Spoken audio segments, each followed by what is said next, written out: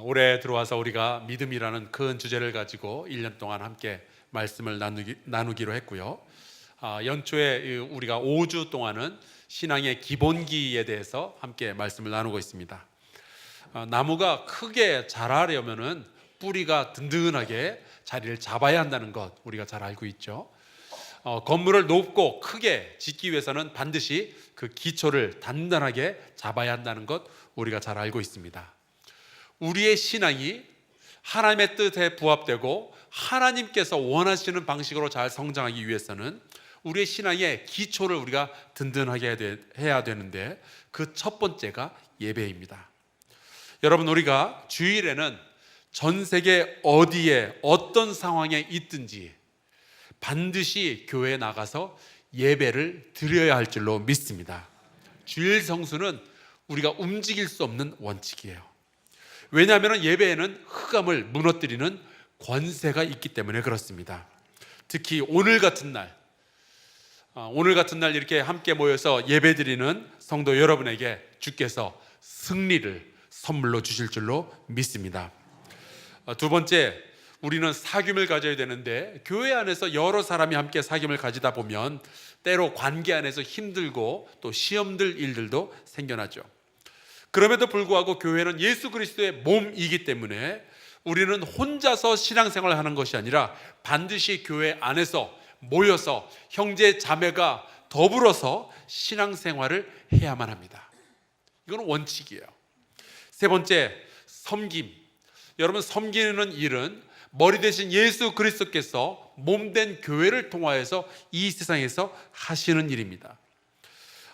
때로는 우리 안에 서로 다른 의견과 생각 때문에 우리끼리 부딪힐 때도 있겠지만, 가난한 이들과 사회적 약자들을 섬기는 일은 주님께서 명령하신 일이니 이 일을 위해서 협력하는 저와 여러분 될 수 있기를 주의 이름으로 축원합니다.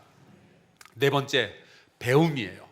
우리는 끊임없이 하나님의 말씀을 배우지 않으면 끊임없이 우리의 생각 속으로 침투해 들어오는 세상의 문화와 대적할 그 힘을 우리가 잃게 됩니다. 세상이 우리에게 무엇이라고 말하기 전에 하나님의 음성을 먼저 듣고 배우는, 공부하는 저와 여러분 될 수 있기를 주의 이름으로 축원합니다. 오늘은 신앙의 마지막 기본기로 우리가 기도에 대한 말씀을 나누려고 해요. 오늘 우리가 야고보서 5장에 나오는 말씀을 본문으로 삼았는데, 말씀을 이렇게 가만히 읽다 보면은 좀 불편하다라는 느낌을 받게 됩니다. 왜냐하면은 여기 보면은 병들 때 기도하라라는 말씀이 나오는 건 참 좋았는데, 그 뒤에 바로 이어서 죄에 대한 얘기가 한꺼번에 쏟아져 나오기 때문에 그래요. 아니, 병하고 죄 짓는 거하고 무슨 연관이 있는가? 우리가 죄 지어서 병드는 거 아니잖아요. 13절 고난당할 때 기도하라, 그거 좋아요. 14절 병든 자는 기도받아라, 좋아요. 15절 믿음의 기도는 병든 자를 구원한다, 아멘, 좋아요. 근데 왜 거기에 혹시 죄를 범했더라도 용서받을 수 있다는 말이 왜 따라서 나오냐고요. 거기에 결정적으로 16절 죄를 고백하며 병이 낫기를 위하여 기도하라. 왜 자꾸만 기도와 병과 죄를 연관을 짓냐고요. 서로 따로 있는 것 같은데. 그래서 이 말씀을 우리가 잘 이해하기 위해서는 먼저 세 군데 말씀을 좀 볼 필요가 있습니다. 가장 먼저 레위기 19장 2절 너는 이스라엘 자손의 온 회중에게 말하여 이르라. 너희는 거룩하라. 이는 나 여호와 너희 하나님이 거룩함이니라. 모세가 하나님으로부터 십계명을 받으면서 바로 뒤이어서 받았던 말씀이 바로 이거예요. 그러니까 하나님께서 이스라엘 백성에게 십계명을 주신 최종 목표는 훌륭한 종교인을 만들려는 것이 아니었어요. 준법 정신을 잘 가지고 있는, 남에게 피해 주지 않는 좋은 국민을 만들려는 것도 아니었어요. 십계명의 최종 목적은 하나입니다. 거룩한 하나님의 백성을 만드는 거예요. 왜냐? 하나님이 그 백성의 아버지이시니까. 아버지 닮아서 거룩한 사람 만드는 것이 십계명의 목적이죠.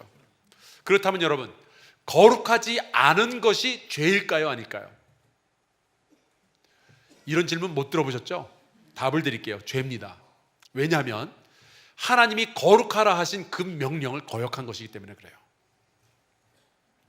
그 다음에 우리가 봐야 할 말씀이 마태복음 5장 48절입니다. 이 말씀을 읽는 순간 우리는 부전자전이구나 알게 되죠. 예수께서 말씀하십니다. 그러므로 하늘에 계신 너희 아버지의 온전하심과 같이 너희도 온전하라. 이건 예수께서 이제 마태복음의 산상수훈, 그 산상 설교를 말씀하다가 도중에 하신 말씀인데, 그 유명한 원수를 사랑하라, 너를 박해하는 자를 위하여 기도하라, 이런 말씀을 쭉 주시다가 그 결론으로 하신 말씀이 바로 이거였어요. 우리가 어떻게 해야 온전한 신앙인이 될 수 있는가? 원수를 사랑하는 수준까지 가야 된다라는 말씀이에요. 자, 그러면은 이런 질문을 드리죠. 원수를 사랑하지 못하는 것은 죄일까요? 아닐까요? 죄예요. 왜냐하면 예수님의 명령을 거역하는 일이기 때문에. 마지막으로 베드로전서 1장 15절 16절 말씀 읽을게요. 오직 너희를 부르신 거룩한 이처럼 너희도 모든 행실에 거룩한 자가 되라. 기록되었으되 내가 거룩하니 너희도 거룩할지어다 하셨느니라. 여러분, 이 말씀에 보면 어떤 부분에서 거룩한 자가 되라고 하고 있죠? 모든 행실에 거룩한 자가 되라.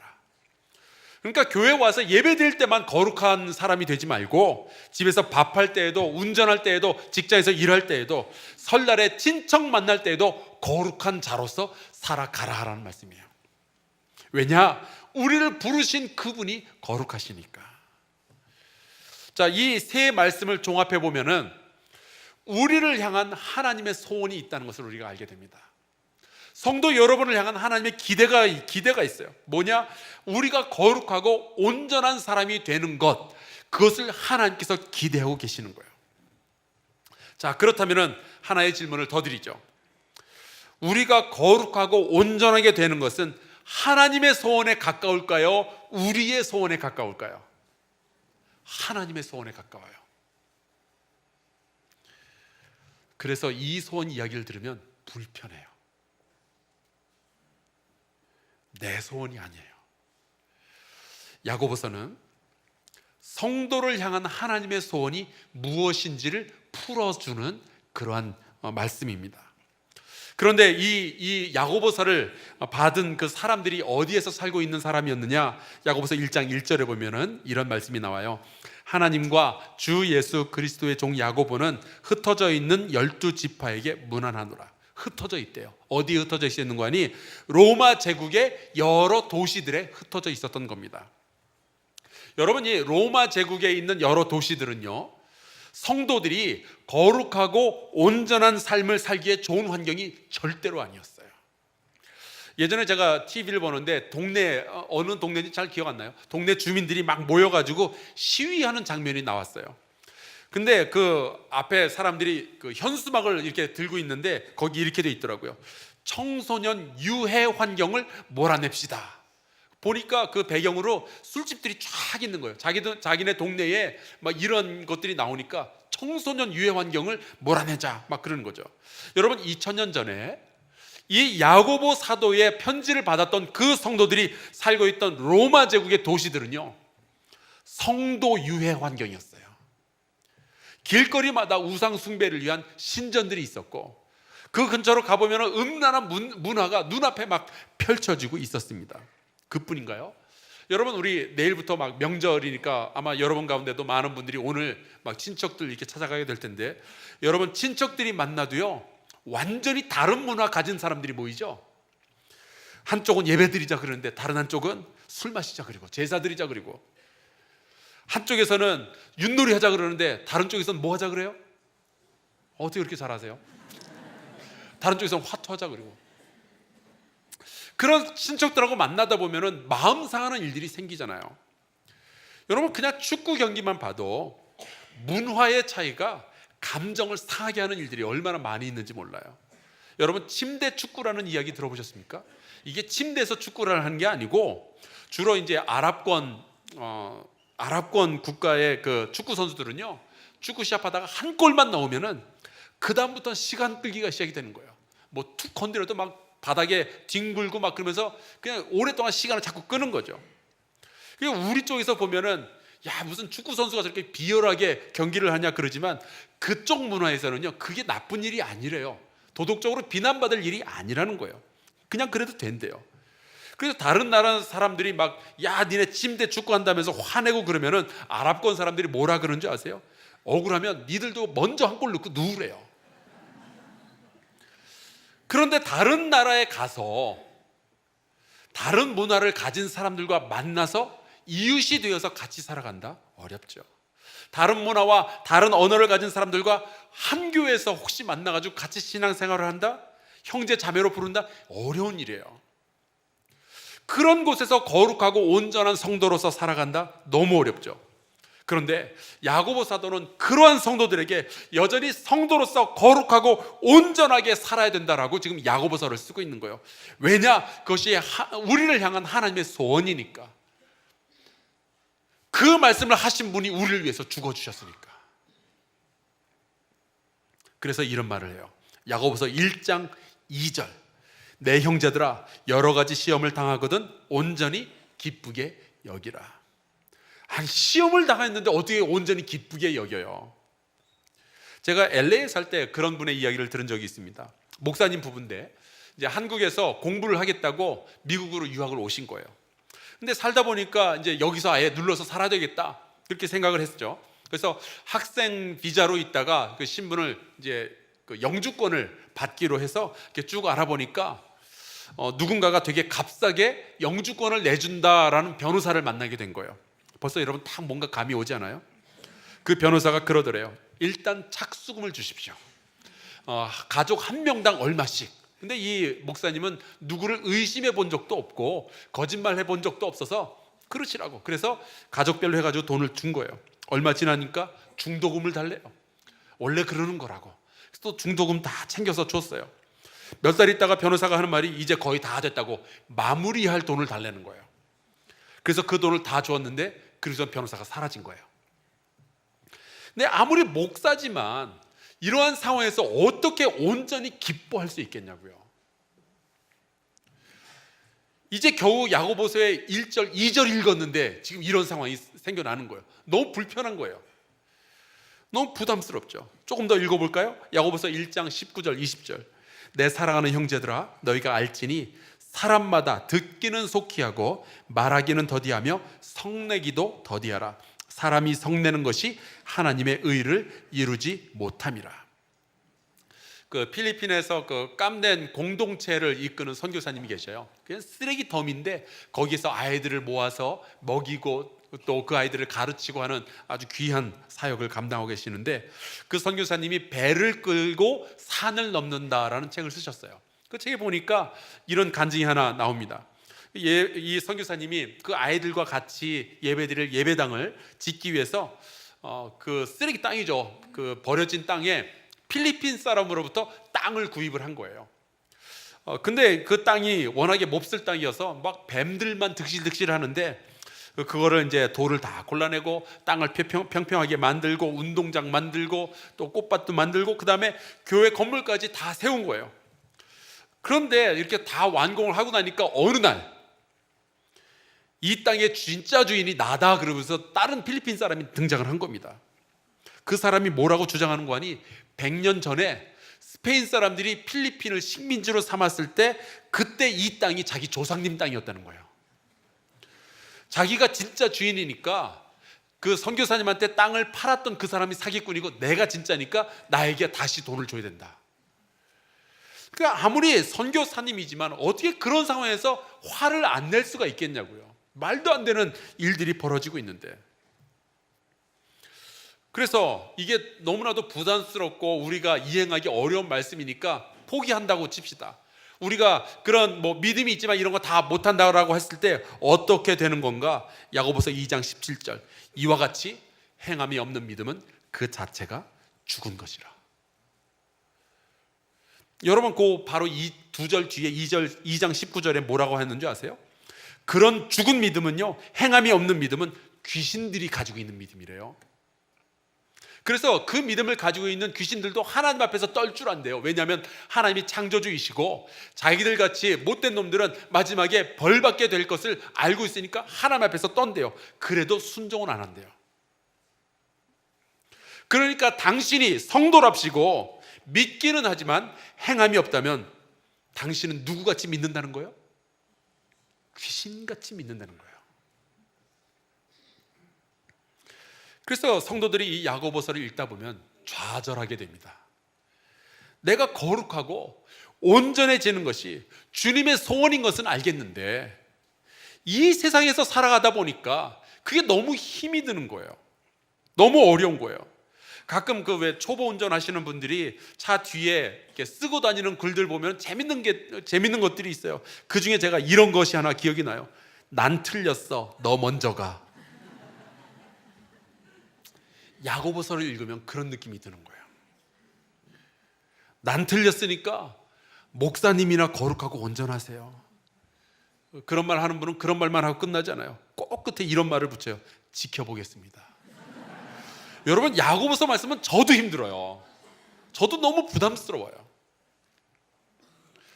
야고보서는 참 불편해요. 왜냐하면 내 소원을 쓴 게 아니라 하나님의 소원을 써놔서 그래요. 여러분, 이게 심각하게 불편한 상황에 있어 보셨습니까? 제가 2011년에 제가 여기 왔을 때 일이니까 그 영국의 그 옥스퍼드 대학에서 4년에 한 번씩 열리는 그 학회가 있었어요. 거기에 이제 제 연구 결과를 발표하러 갔었습니다. 지금 생각해 보니까 그때 제가 학문적으로 되게 좀 교만했었던 것 같아요. 옥스퍼드에 있는 그 크라이스트 처치라는 그 학교가 있는데 거기 기숙사에 이제 제 그 숙소를 잡았습니다. 그 숙소가 그 요한 웨슬레 목사님이 기거하던 기숙사래요. 그래서 어딘지 모르겠지만 의미가 있다 그래서 이제 제가 거기서 기거하게 됐는데 그런 생각이 드는 거예요. 내가 여기서 발표만 하고 한국에 돌아갈 것이 아니라 여기에 세계적인 학자들이 와 있는데 누구와도 좀 교제 좀 했으면 좋겠다. 그래서 서로 알고 지내면 얼마나 좋겠냐. 저녁에 기숙사 창문으로 이렇게 내려다 보니까 낮에 이렇게 등록하면서 인사를 나누었던 그 전 세계에서 몰려든 학자들이 뭐 3, 4, 5 모여가지고 카페에서 그 카페 바깥에 테이블들이 있는데 거기에서 차를 마시고 있는 거예요. 그래서 내가 지금 찾아가야겠다 그랬죠. 그래서 이제 내려가서 내가 여기 좀 앉아도 되겠느냐 물어봐가지고 앉으라 그러면 거기 앉아서 이런 얘기 저런 얘기하면서 교제하면 좋겠다 생각을 했어요. 그래서 이제 제가 내려가서 누구한테 물어볼까 하고 가서 봤는데 분명히 낮에 저랑 인사할 때는 다 영어로 인사를 했거든요. 근데 거기 차를 마시면서 앉아있는데 다 영어가 아닌 거예요. 다 프랑스 말이나 독일어나 뭐 이런 걸 하고 있는 거예요. 저는 뭐 박사과정 준비하면서 시험 봐서 독일어 프랑스어 합격은 했지만 회화는 안 되거든요. 그래서 가서 그냥 멋쩍게 뭐 분위기 좋다 그러면서 사진만 몇 장 찍고 그냥 올라왔어요. 그 다음날 아침 예배가 있어서 제가 예배에 참석했는데 제 옆에 나이가 지긋한 캐톨릭 그 신부님이 앉았어요. 그래서 같이 예배를 드리고 물어봤죠. 어디서 오셨냐고. 그랬더니 예루살렘에 있는 베네딕트 수도원에서 30년째 원장으로 섬기고 있대요.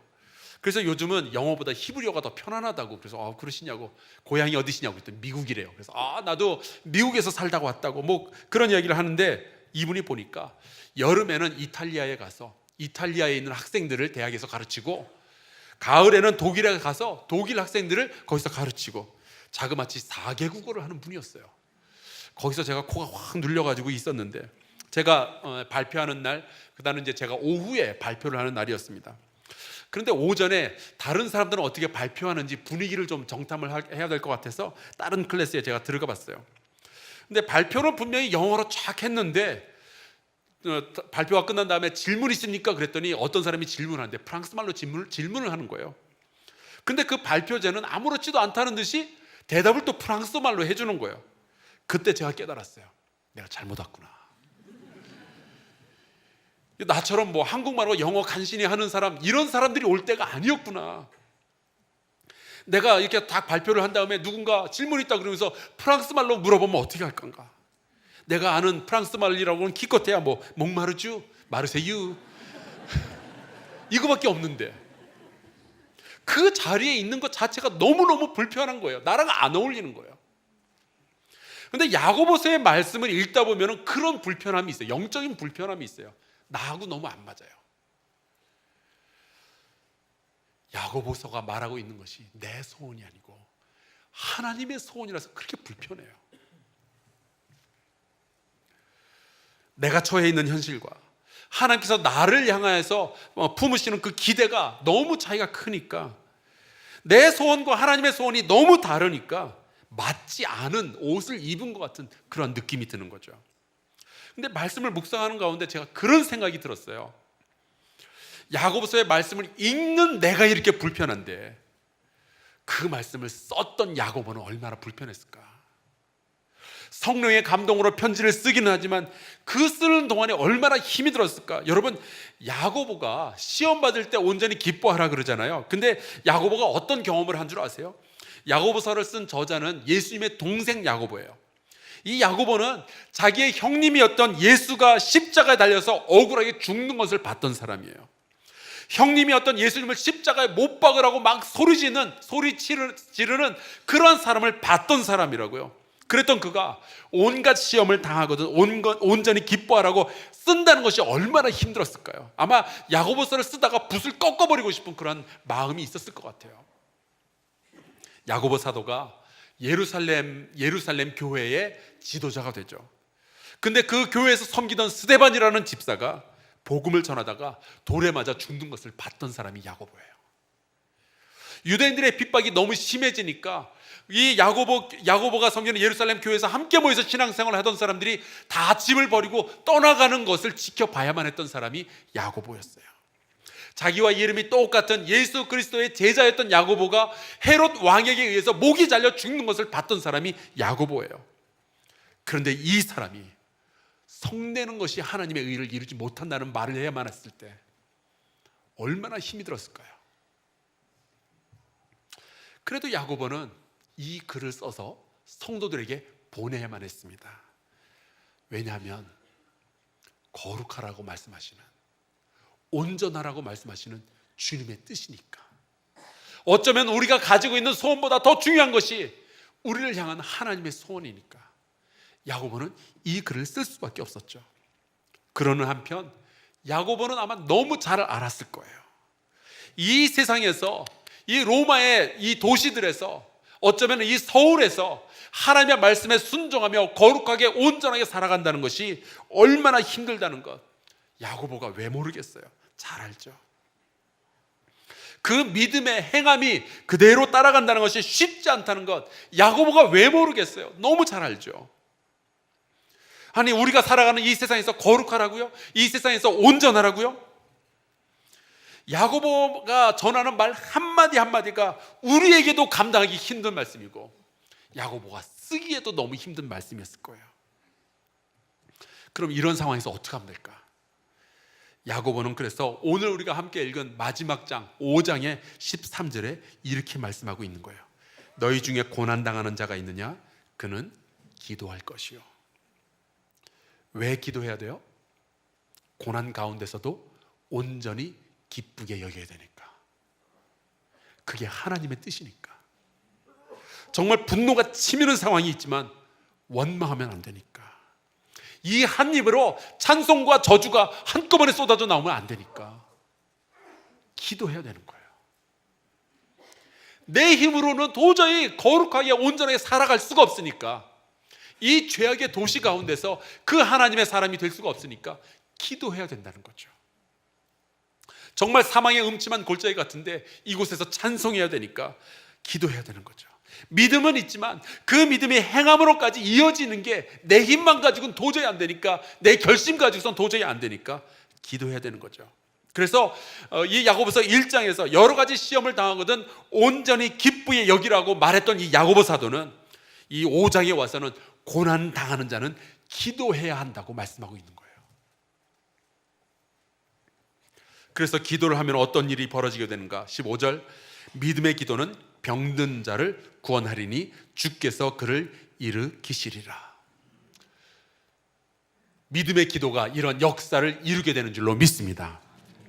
근데 여러분, 우리가 우리의 소원을 놓고 병을 좀 낫게 해달라고, 우리가 좀 가정 환경이 좀 피게 해달라고 우리는 참 열심히 기도하죠. 내 소원이니까.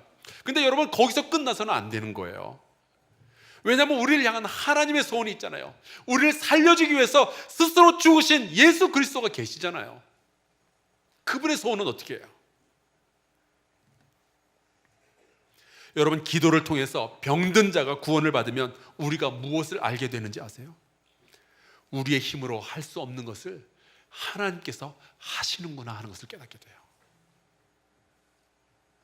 우리가 살아가고 있는 이 세상이 자꾸만 우리를 넘어뜨리고 거룩하지 못하게 만들고 온전하지 못하도록 방해하지만, 우리가 기도한다면 우리 힘으로 이룰 수 없는 이 거룩과 온전함을 하나님께서 도와주셔서 하나님의 능력으로 이루어 주신다. 그 말을 야고보 사도가 하고 싶은 거예요. 16절, 너희 죄를 서로 고백하며 서로 기도하라. 이 말씀하는 것은요, 우리의 소원을 위해서도 우리가 열심히 기도해야 되겠지만 하나님의 소원을 이루기 위해서도 우리가 기도해야 되지 않겠냐라는 말씀이에요.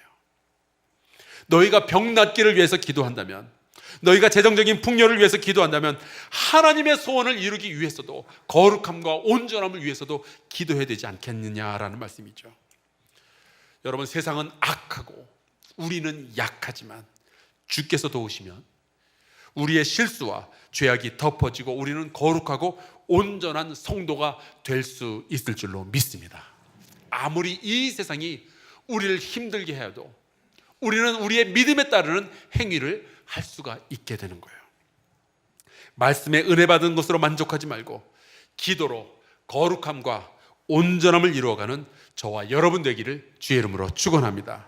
내 소원을 이룬 것으로 만족하지 말고 이 세상에서 하나님의 소원을 이루기 위해서 기도하는 저와 여러분 되시기를 주의 이름으로 축원합니다.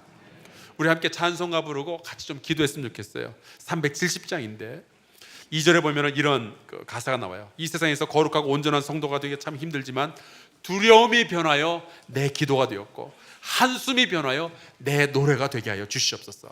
나와 함께 하시는 주여, 내 영적인 궁핍함을 다 아시고 주께서 늘 채워 주시옵소서. 같이 찬양하고 잠시 기도하겠습니다.